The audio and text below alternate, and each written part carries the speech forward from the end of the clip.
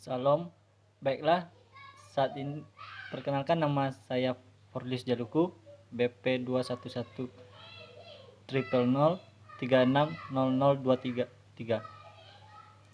Baiklah, di sini saya akan mempresentasikan dari bab 1, yaitu meresume pengantar pendidikan Pancasila.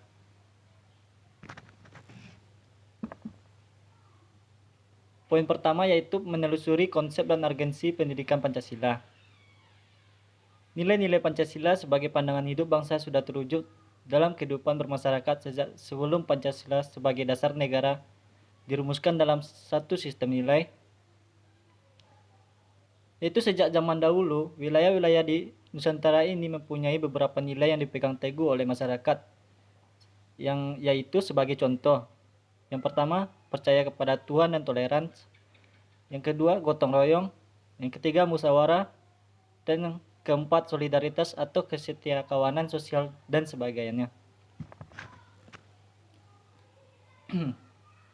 Poin kedua yaitu permasalahan yang ada di Indonesia, yang meliput yaitu pertama, masalah kesadaran pajak, dan yang kedua, masalah korupsi, yang ketiga, masalah lingkungan, keempat, masalah disintegrasi bangsa, yang kelima, masalah dekadensi moral, yang kelima, masalah narkoba, yang keenam, masalah penegakan hukum yang berkeadilan, dan yang terakhir, masalah terorisme.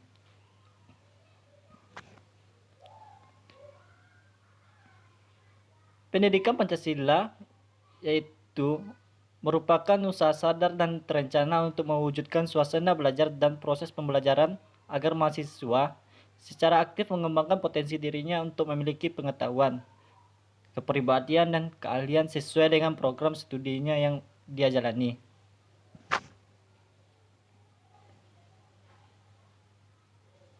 Di sini ada 4 pilar pendidikan menurut UNESCO. Yang pertama, learning to know. Yang kedua, learning to do. Yang ketiga, learning to be. Yang keempat, learning to live together.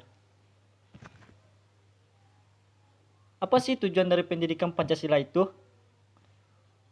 Tujuan dari pendidikan Pancasila yaitu agar kita dapat menguasai kemampuan berpikir, bersikap rasional dan dinamis, serta kita dapat berpandangan luas sebagai manusia yang intelektual. Tujuan dari pendidikan Pancasila yaitu yang pertama, menjadi pribadi yang beriman dan bertakwa kepada Tuhan Yang Maha Esa. Yang kedua, sehat jasmani dan rohani, berakhlak mulia, dan berbudi pekerti luhur. Yang ketiga, memiliki kepribadian yang mantap, mandiri, dan bertanggung jawab sesuai hati nurani. Yang keempat, mampu mengikuti perkembangan iptek dan seni serta mampu ikut mewujudkan kehidupan yang cerdas dan berkesejahteraan bagi bangsanya. Sumber pendekatan pendidikan Pancasila yaitu sumber historis pendidikan Pancasila.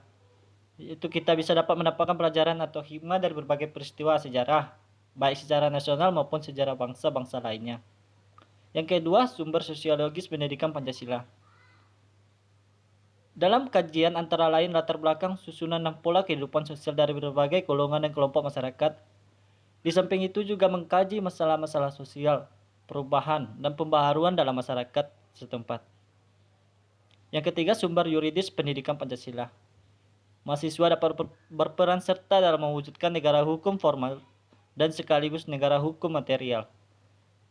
Dan yang terakhir, sumber politik pendidikan Pancasila, yaitu mampu mendiagnosa dan mampu memformulasikan saran-saran tentang upaya atau usaha mewujudkan kehidupan politik yang ideal sesuai dengan nilai-nilai Pancasila.